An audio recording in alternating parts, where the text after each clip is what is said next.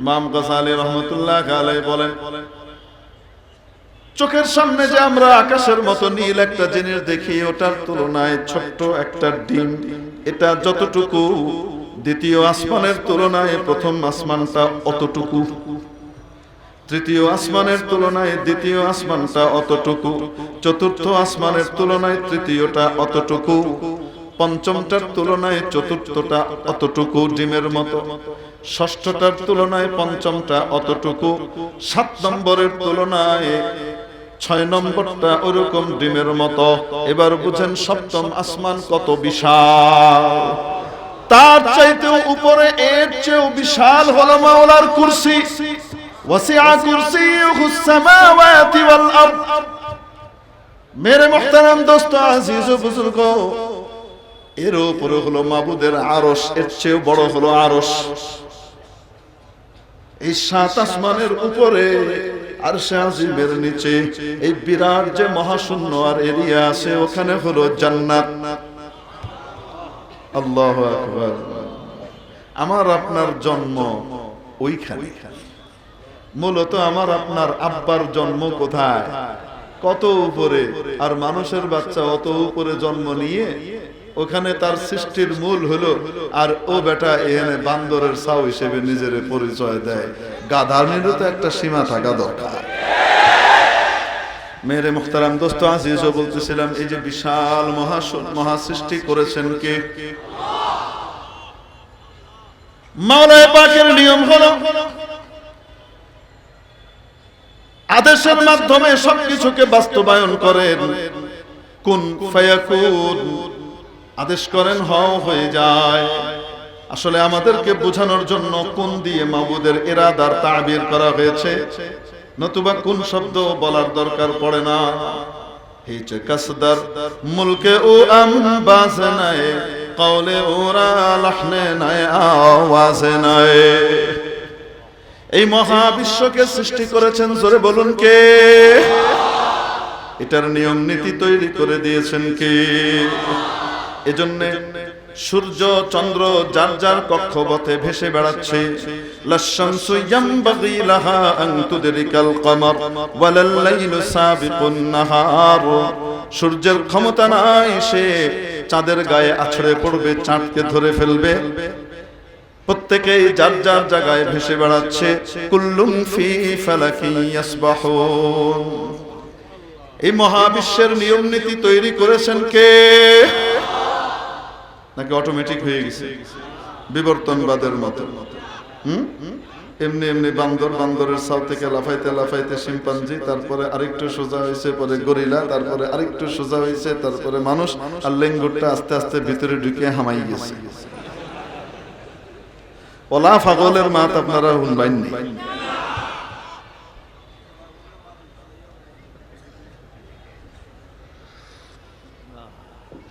Silty মাত আমার কাছে বেশ বালা লাগে, কিন্তু হইতাম পারি না।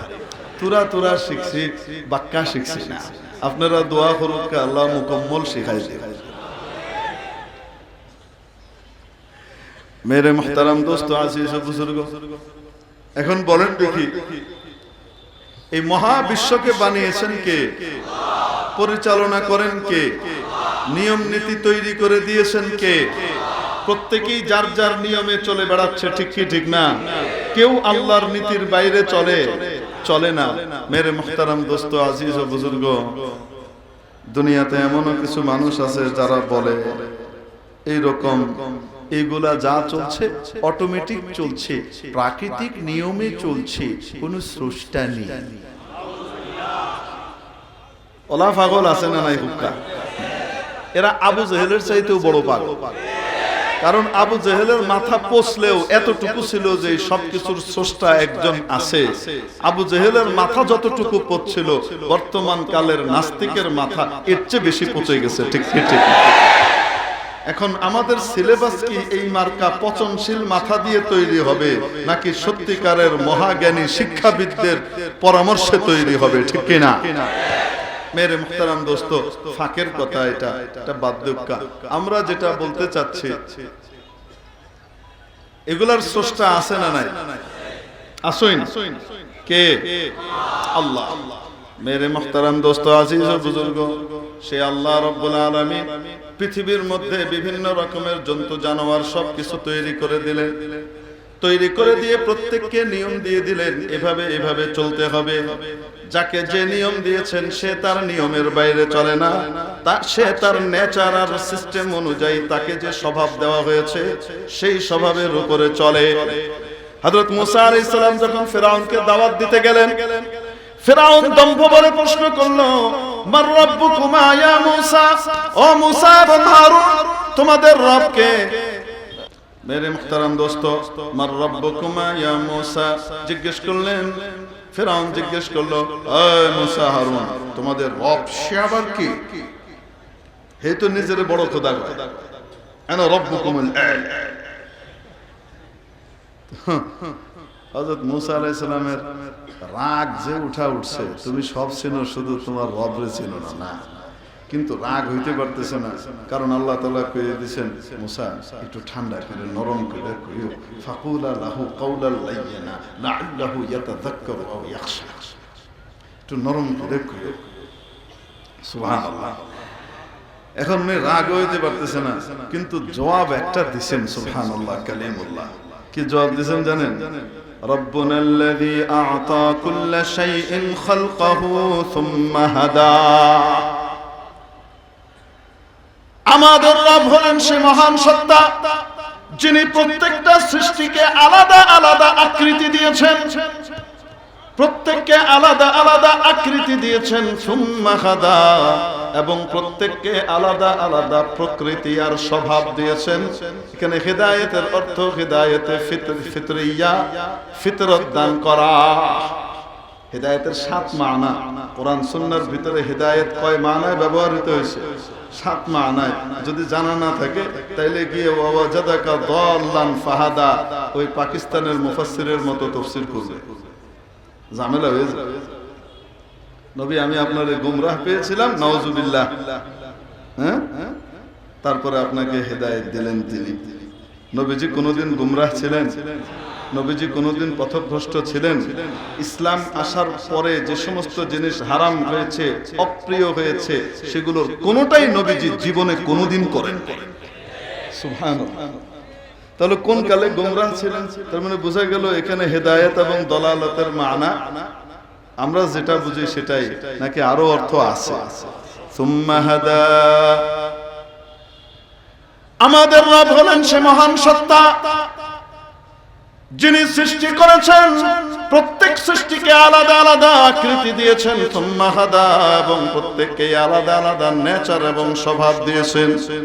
মাটির স্বভাব উপরে মারলে নিচের দিকে যাবে, আগুনের স্বভাব নিচে জ্বালালেও উপরের দিকে যাবে, ঠিক কিনা? পানির স্বভাব উপরে রাখলে নিচের দিকে গড়িয়ে যাবে। বানরের স্বভাব একরকম, কুকুরের স্বভাব একরকম, বিড়ালের স্বভাব একরকম। কুকুর আর শিয়াল দেখতে দুটা একরকম হলেও দুটোর স্বভাব আলাদা আলাদা, ঠিক কিনা? কুকুর আর শিয়াল দেখতে কিন্তু কাছাকাছি। আমি শিয়াল দেখি না, শিয়াল দেখছি মাহফিল যখন শুরু হয়েছে তারপরে। আর রাতে যখন মাহফিলে যাওয়া শুরু করতাম, হুড়ুত করে রাস্তার ভিতরে শিয়াল সাহেব তাশরিফ আনতে, ওই শিয়াল দেখছি। আমি শিয়াল দেখে প্রথমেই মনে করতাম এটা মনে হয় কুত্তা। তো কুত্তা আর শিয়াল দেখতে তো কাছাকাছি, ঠিক কি ঠিক না? কিন্তু আকার আকৃতিতে একটু পার্থক্য আছে। একটার লেঙ্গুর মোটা, লেঞ্জা মোটা আর নিচো ভরি থাকে, আরেকটা গুল হইয়া উফা বাঁকা হইয়া থাকে, ঠিক নেই? পার্থক্য কিছুটা আছে। মেরে মুহতারাম দোস্ত, স্বভাবের ভিতরেও আকাশ পাতাল পার্থক্য, ঠিক কি ঠিক না? একটা হলো মানুষের জিনিস চুরি করে খাইতে অভ্যস্ত, আরেকটা হলো মালিকের জিনিস রক্ষা করার জন্য জান দিয়ে দেয়, ঠিক কি ঠিক না? নেচার গুলা দান করেছেন কে? প্রত্যেক প্রাণীকে আল্লাহ নেচার আর স্বভাব দিলেন এবং আদেশ করে দিলেন তার ডিএনএ এর মাধ্যমে, তুমি এটা এটা করবা, এটা এটা করবা না। যেভাবে আল্লাহ দিয়েছেন সেভাবেই সে চলছে। মানুষকেও একটা নেচার দিয়েছেন। সেই নেচার কি রকম? সেই ন্যাচারাল সিস্টেমের নাম হলো ইসলাম। ফাকিম ওয়াজহাকা লিদ-দীন হানিফা। ও নবী, আপনি নিজেকে প্রতিষ্ঠিত রাখেন এই দ্বীনের উপরে পরিপূর্ণভাবে, ডান বামে না গিয়ে একেবারে পরিপূর্ণ সঠিকভাবে। ফিতরাতাল্লাহ, ইত্তাবিউ ফিতরাতাল্লাহ আল্লাতী ফাতারান নাস আলাইহা, কারণ যে দিন, যে বিধান আমি দিয়েছি, এই বিধান হলো মানুষের ন্যাচারাল নিয়ম। মানুষকে যে স্বভাব দিয়ে আমি তৈরি করেছি, সেই স্বভাবের উপরে প্রতিষ্ঠিত থাকুন। সেই স্বভাব এর উপরে যে দিন আমি নাজিল করেছি, সেই স্বভাব জাত দিন এবং বিধানকে মেনে চলুন। লা তাবদীলা লিকালিমাতিল্লাহ, লা তাবদীলা লিখালকিল্লাহ। আল্লাহর সৃষ্টিকে চাইলেও কেউ চেঞ্জ করতে পারবে না। পারবে নাকি? বলেন না কেন? কুকুরের শিয়াল বানায় দেওয়া যাবে? শিয়ালরে কুকুর বানানো যাবে? বলেন না কেন? সম্ভব? আল্লাহর বাণীতে কোনো চেঞ্জিং আসে না।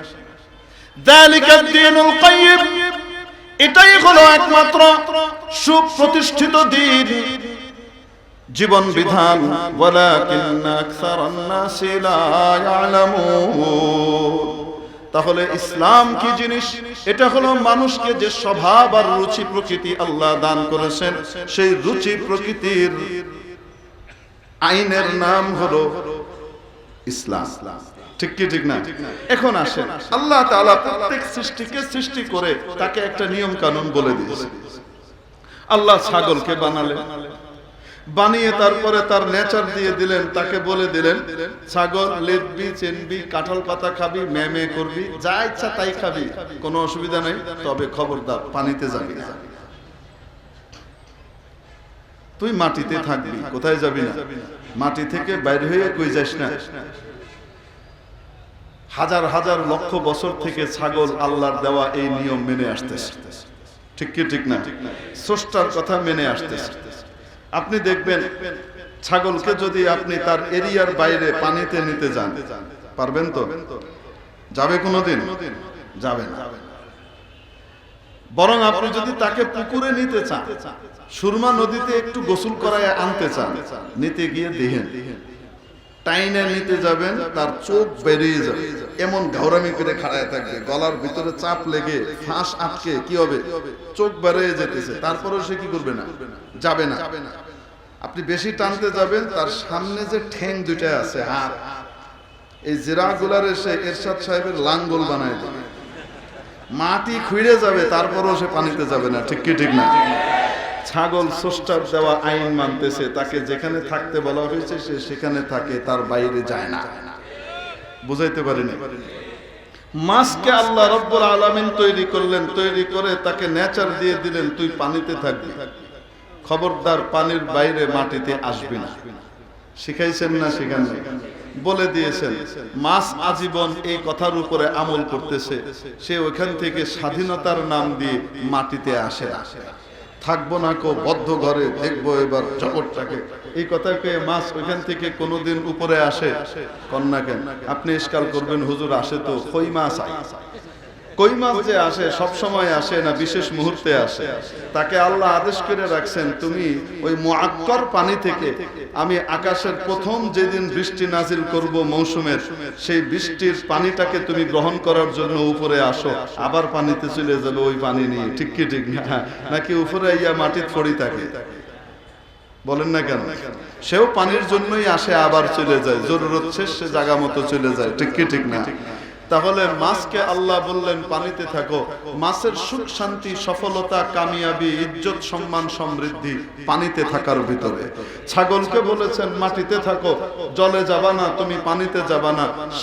ছাগলের সুখ শান্তি সমৃদ্ধি আরাম ইত্যাদি আল্লাহ রেখে দিয়েছেন মাটির ভিতরে। ঠিক কি ঠিক না?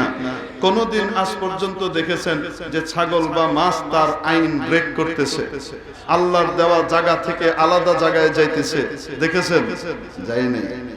মনে করেন কোন ছাগল যদি হঠাৎ বলা শুরু করে, আমি স্বাধীন দেশের স্বাধীন নাগরিক ছাগল,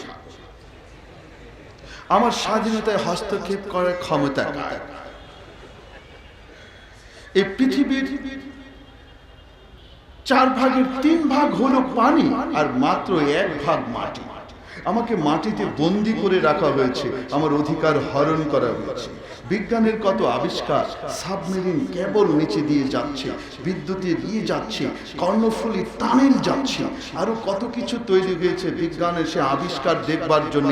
আমি এখন পানিতে যাব, ছাগল যদি পানিতে যায়, আল্লাহ যেখানে থাকতে কইছে ওটার বাইরে স্বাধীনতা পাবার আশায়, অধিকার পাবার আশায় যদি পানিতে যায়, নিজের জায়গা ছেড়ে বেরিয়ে যায়, কন্ত দেখি এই স্বাধীন এই ছাগল সুখে থাকবে? এই ছাগলের সুখ শান্তি থাকবে না জীবন যাবে? কিভাবে যে মরলো টেরও পাবে না, কষ্ট যন্ত্রণায় নির্যাতনের শিকার, মানে নিষ্পেষিত হইতে হইতে নিজেই নিজের উপরে নির্যাতন করে মেরে ফেলবে। ঠিক কি ঠিক না? ঠিক তেমনি ভাবে কোন মাছ যদি আজকে বলে যে না, বিজ্ঞানের কত আবিষ্কার হয়েছে, পৃথিবীব্যাপী ট্রেন হয়েছে, রেলগাড়ি হয়েছে, প্লেন হয়েছে, তারপরে বড় বড় কি তৈরি হয়েছে, রকেট তৈরি হয়েছে, আল কামারুল ফাদাই তৈরি হয়েছে, স্যাটেলাইট তৈরি হয়েছে, আমি ওগুলো দেখব, নাসায় যাব, আমি বিজ্ঞানের গবেষণাগারে যে আমি ওখানে আমার অধিকার আদায় করে নেব, আমি আর এই বদ্ধ জায়গায় থাকবো না, এই কথা বলে যদি ওখান থেকে মাছ বাইরে আসে স্বাধীনতা পাবার আশায়, শান্তি আর সুখ পাবার আশায়, এই মাছ বাঁচবে না মরবে? হঠাৎ মরে যাবে না, তিলে তিলে মরবে। তিলে তিলে কষ্ট পেয়ে যন্ত্রণা, অশান্তি, পেরেশানিতে ছটফট করতে করতে মারা যাবে, বুঝবেও না কেন মারা গেল। ঠিক কি ঠিক না? মেরে মুহতারাম দোস্ত, আজিজ ও বুজুর্গ, আল্লাহ রাব্বুল আলামিন তার সবচেয়ে শ্রেষ্ঠ সৃষ্টির মানুষকে তৈরি করেছেন। মানুষের ভিতরে দুটি প্রজাতি, নর এবং নারী।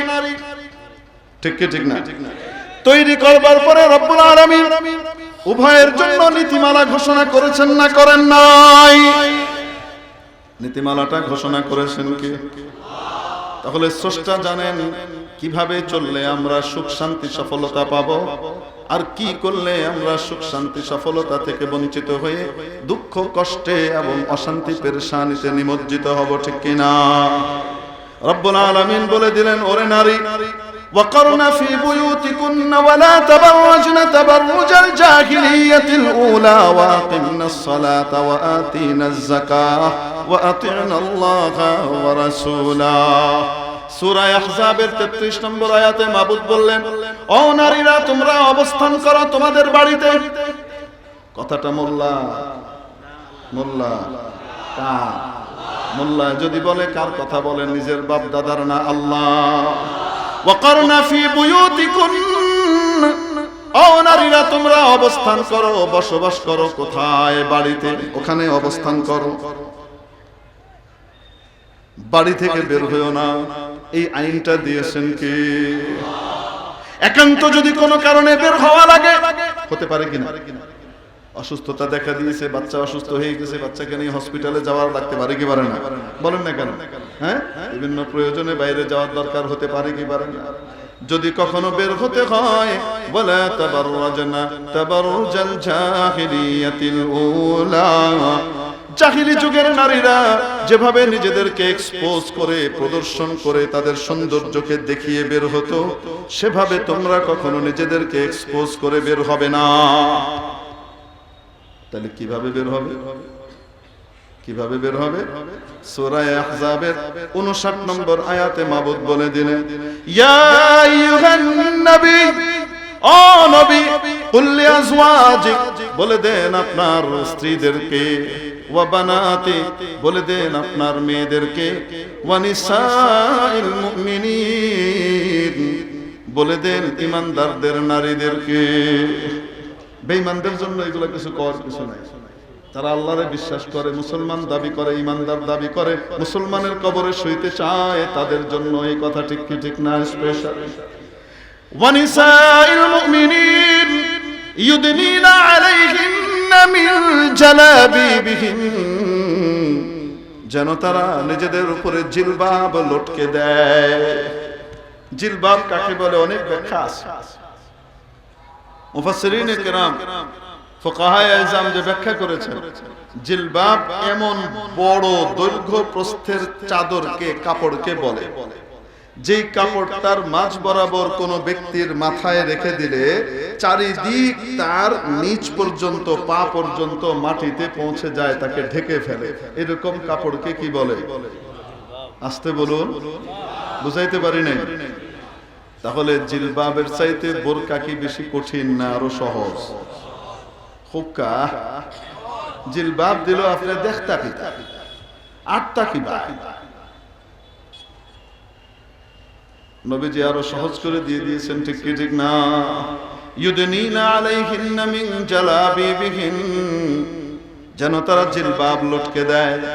একটা চাদর যদি মাঝখানে যেভাবে লটকে দেওয়া হয়, তাহলে শরীরের উঁচু নিচু সৌন্দর্যগুলা নজরে পড়বে নাকি বলেন? কখনো পড়বে না। তাহলে এই পর্দা করার বিধান দিলেন কে? মোল্লানা আল্লাহ, মহাবিশ্বের মহাস্রষ্টা রব্বুল আলামিন আইন জারি করে দিলেন, নিয়ম নীতি দিয়ে দিলেন। ও নারী রে, তোর নিরাপত্তা, তোর সম্মান, তোর ইজ্জত, এটা লেখা আছে তোমার পর্দার মধ্যে। কারণ যে যত দামি হয়, যার মূল্য যত বেশি হয়, তাকে ততটাই সেফটির সাথে রাখা হয়, ঠিক কি ঠিক না? নাকি খোলা জায়গায় রাখা হয়? আরে কয় না কেন? আপনি বলেন তো দেখি, এই যে রূপসা চপ্পল আছে না, আরে পায়ের যে ছিঁড়া স্যান্ডেল যেগুলি পরে মানুষ মাঝে মাঝে, এই ছিঁড়া স্যান্ডেল নিয়ে মসজিদে গেলে ওইটারে লইয়ে কি ভিতরে নিয়ে ঢুকায় না, বাইরে থুয়ে যায় কেন? এটা দাম।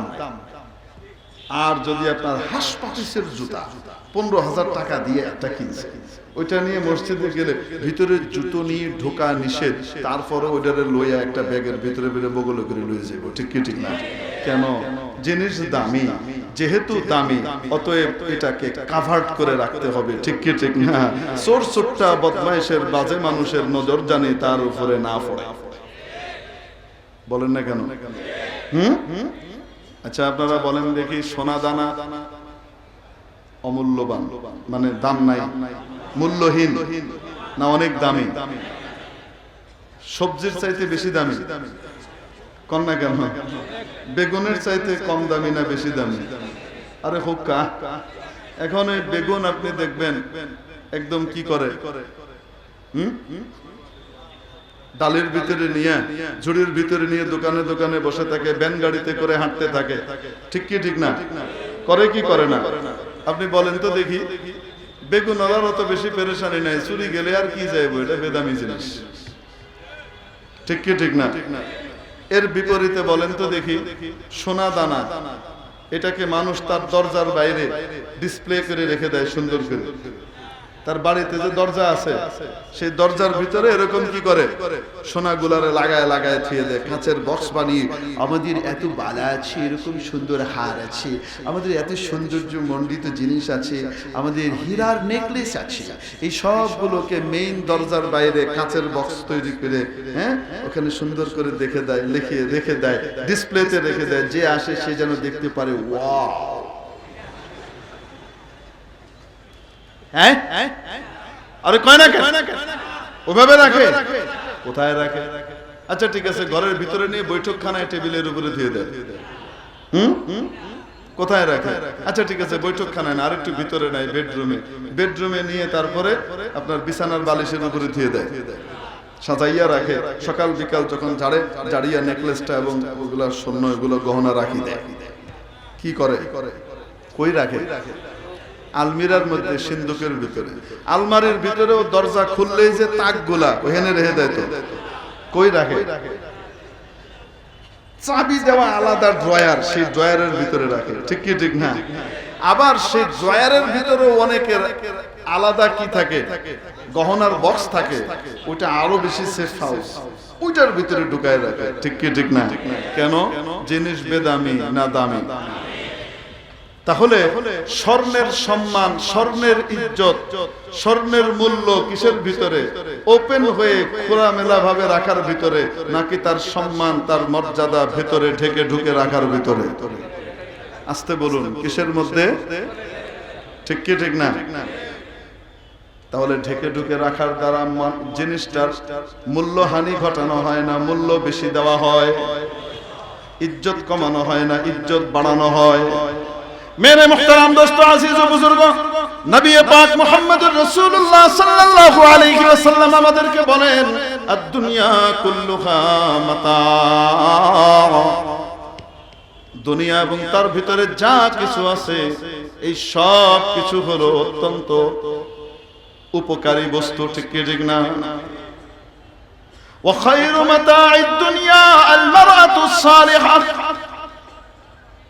গোটা পৃথিবীতে যা কিছু আছে তার মধ্যে সবচেয়ে সেরা সম্পদ হলো নেককার পরহেজগার নারী। সুবহানাল্লাহ। পরশুদিন তাসলিমা নাসরিন উঠে আসলেন। তাসলিমা নাসরিনের বিকৃত মস্তিষ্ক দিয়ে বুঝতে শুরু করে দিলেন আর প্রতিবাদ লেখা শুরু করে দিলেন, দেখেছো এই মোল্লারা নারীদেরকে বস্তু বানিয়ে ফেলেছে, মোল্লারা নারীদেরকে মাল বলছে। নাউজুবিল্লাহ। কোনদিন কইছে নাকি? না। দেখেন, মুসলমানদের নবী নারীদেরকে অপমান করেছে কারণ বস্তু বানিয়েছে। নাউজুবিল্লাহ বলেন। নবীজি কি বলেছেন? আর দুনিয়া কুল্লুহা মাতা, দুনিয়ার মধ্যে যা কিছু আছে সবই সম্পদ। ঠিক কি ঠিক না? তো সবের ভিতরে পুরুষও আছে না নাই? আরে হোক্কা, তার কথা হলো পুরুষের দাম বাড়ায়া নারীর দাম কমানো হয়েছে। তাসলিমা নাসরিনের দাবি। আমরা জিজ্ঞেস করি এই হাদিসের ভিতরে বলেন তো দেখি, নবীজি যে বলেছেন আর দুনিয়া কুল্লুহা মাতা, দুনিয়ার সবটুকু জিনিসই কি সম্পদ, উপকারী বস্তু। এই সব কিছুর ভিতরে পুরুষও আছে না নাই? হ্যাঁ, নারীও আছে নাকি নাই? এই সবটুকুর ভিতরে নারী পুরুষের ভিতরে শ্রেষ্ঠত্ব দিলেন নবীজি কাকে? নারীকে। ওয়া খায়রু মাতা'id দুনিয়া আল মারআতুস সালিহা। বলেন তো দেখি নবীজি সম্মান কমিয়েছেন না বাড়িয়েছেন? সম্মান বাড়িয়ে দেওয়ার পরেও কপালে হেদায়েত নাই, এজন্য হেদায়েত কপালে জুটে না। ঠিক কি ঠিক না? দোয়া করেন আল্লাহ হেদায়েত দিয়ে। আপনারা দোয়া করতে মন চাইতেছেন, বুঝতে পারতেছেন? কারণ যে পরিমাণ ইতরামি করে, ইতরামি সহ্য শোনার পরে আর আসলে দোয়া করতে মন চায় না, কয় না কেন? কিন্তু তারপরে আমরা দোয়া করব। নবীজিও যেহেতু হেদায়েতের দোয়া প্রত্যেকের জন্য করে গেছেন, আমরাও করব। ঠিক কি ঠিক না? আমরা দোয়া করি, যদিও দোয়া কি হবে না, অনেকের ক্ষেত্রে কবুল।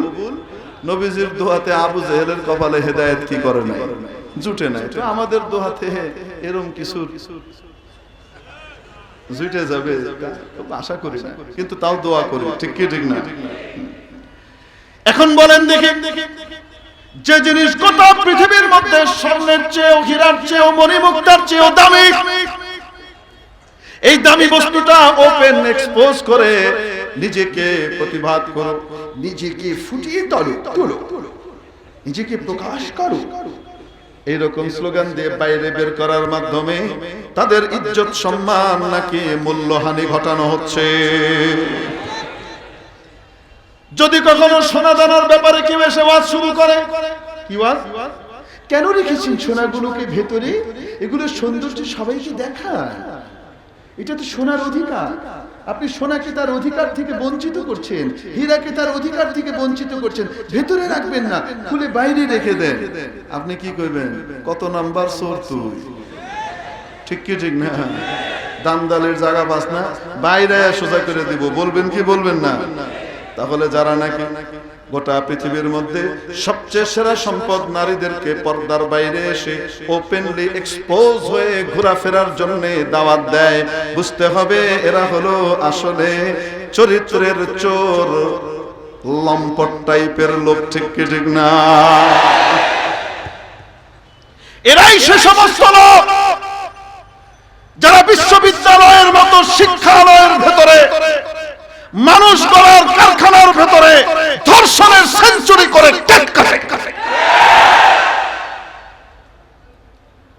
মেরে মুহতারাম দোস্ত আজিজ ও বুজুর্গ, আসল ব্যাপার হলো কি বলেন তো দেখি? আল্লাহর নিয়ম বাদ দিলে সুখ আসবে না দুঃখ আসবে?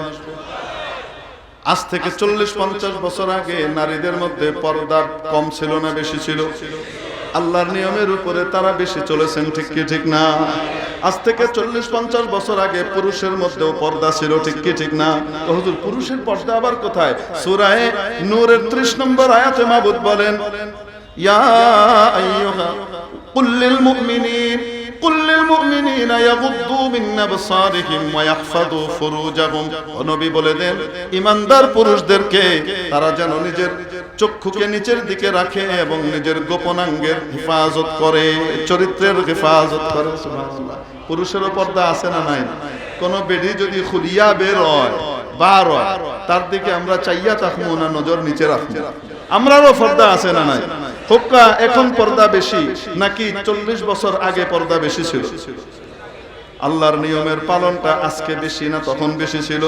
তাই মানুষের ভিতরে সুখ শান্তি সফলতা কামিয়াবি ছিল, শান্তি ছিল, ঠিক কি ঠিক না? এত উন্নতি ছিল না, এত প্রযুক্তি ছিল না, ঘরে ঘরে বিদ্যুৎ ছিল না, ঘরে ঘরে মোবাইলও ছিল না, ঠিক কি ঠিক না? এত দামি দামি সুন্দর সুন্দর চমৎকার বস্তুগুলোও তখন ছিল না, জীবন উপকরণ ছিল না, ঘরে ঘরে এসি ছিল না, ফ্রিজ ছিল না।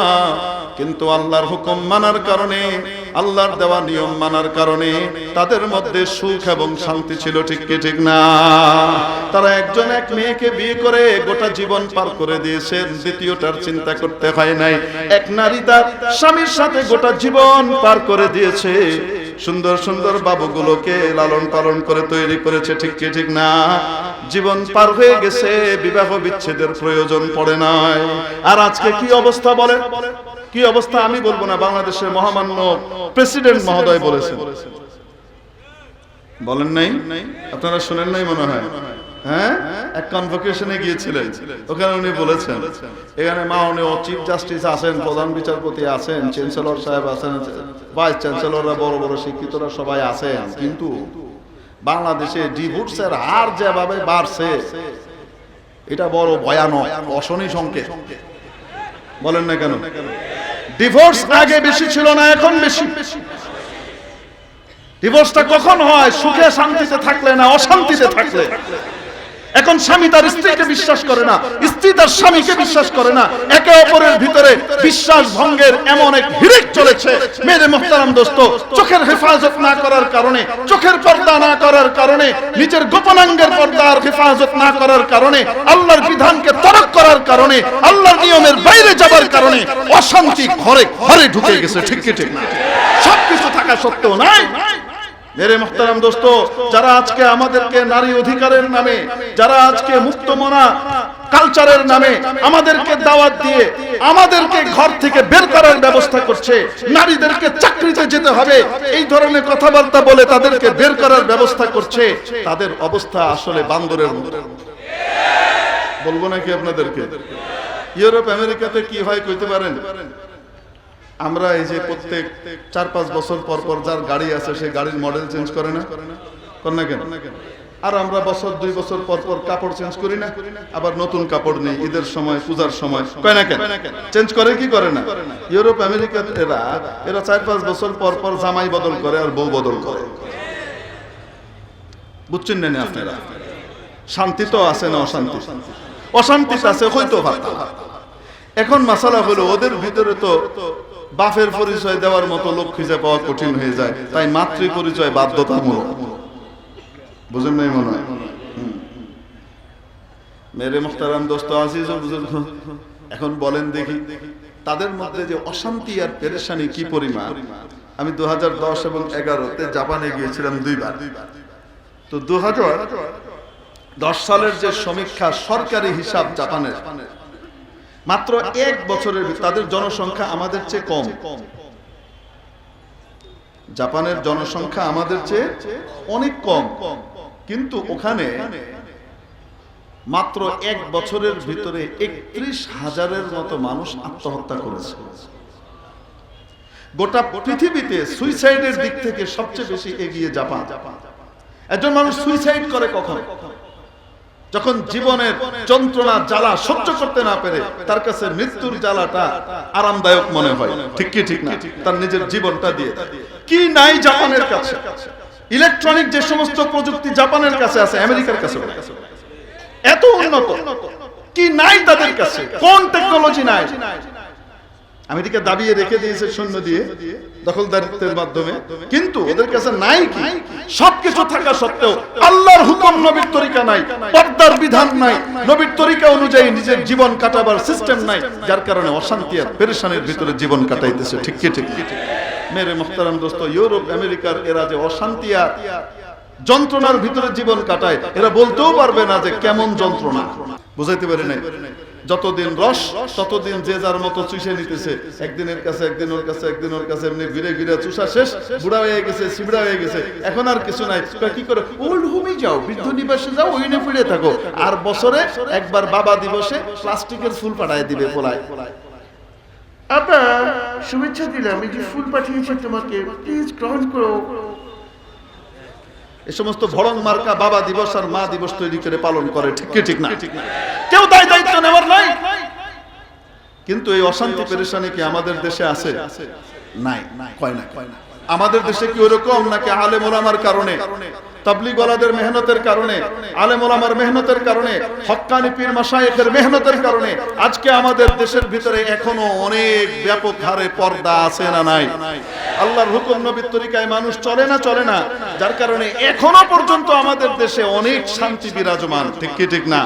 মেরে মুহতারাম দোস্ত, বোঝানোর জন্য বলতেছি, এক বান্দর সে আপনার চুরি করে মার খাইতো, ধোপার মার। ধোপা চেনেন তো? আরে ওই যে লন্ড্রিতে ইয়ে করে না, ধোয় যে দুফা, এই দুফা কাপড়ের মধ্যে কাপড় শক্ত করবার লাগে, তার মধ্যে আপনি ফ্যান দেয়নি, আরে দেয়নি ফ্যান মার, ও ফ্যানের মধ্যে সে দুফা জমা করে রাখে। আর সকালে মানে এটা সকাল বলে না তো, বেন্নালা না কি জানি, বিয়ানে দেখে মার নাই। আরে মার গেল কই, ফ্যান গেল কই? প্রত্যেকদিন এক বান্দর করে কি, রাতের বেলায় এসে এই দুফার ফ্যান খাইয়া যায়, বুঝছেন না? এখন এই ধোপা একদিন বড় এরম ছুরি লয়ে বয়ে রয়েছে রাতের বেলায়, কে এসে মার খায়, পরে আজকে দিয়ে। এখন ছুরি নিয়ে যখন বসার পরে কিছুক্ষণ পরে বান্দর নিয়ে আইসা যখন নাকি ফ্যানে মুখ দিছে কোপ মারার সাথে সাথে চোখের কোনা দিয়ে তো হে দেখছে কিছু একটা আইতেছে। তো বান্দর তো লাভ স্পেশালিস্ট, ঠিক কি ঠিক না? এমন এক লাভ মারছে, লাভ মেরে গেছে গা, তো কোপটা জাগা মতো পড়ে নাই, মাথায় পড়ে নাই, লেঙ্গুরের গোড়ায় পড়ছে, তো লেজটা কেটে গেছে। এখন যখন বান্দরের লেজ নাই, জ্বলেনি, দেখতে সুন্দর লাগে না খারাপ লাগে? কন্যা কেন?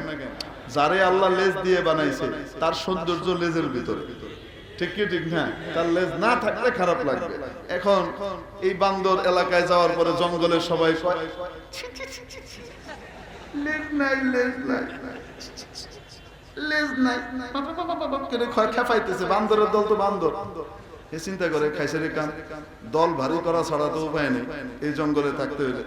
সে করছে কি, একটু গোসা নাসি নিয়ে এখতিয়ার করছে আলাদা, গিয়ে চিন্তা ভাবনা করে একটা বোকা বান্দরে তালাশ করছে, সরল, তারে দাওয়াত দিয়ে নিয়েছি। এইনা বলতেছে কেমন আছো? ভাইজান ভালো আছি। ছোট বান্দর বড় বান্দর সালাম দিচ্ছে, হ্যাঁ, সচিব বান্দর মনে করেন। বড় চুরি করতে হইলে তো বড় জায়গায় যাইতে হয়, বুঝলেন না? ফ্যান খাওয়ার সাহস যে এমনি হবে না, বড় ধরনের চোর হইতে। এখন এতদিন তারে সবাই সালমালকে দিছে, সে এখন সালাম দিচ্ছে পিয়ন টাইপের এক বান্দরকে। আসসালামু আলাইকুম বান্দর ভাই, কেমন আছো? সে তো গদগদ, ওয়ালাইকুম সালাম স্যার, কেমন আছেন আপনি? কয় হ্যাঁ ভালো আছি। স্যার বলো না, ভাই বলো, ইকুয়াল। হ্যাঁ আমরা ভাই, চলো তাই কি করা, আপনি কেমন আছেন? আলহামদুলিল্লাহ খুব ভালো আছি, তবে আগে যা ছিলাম এখন আরো ভালো। কেন?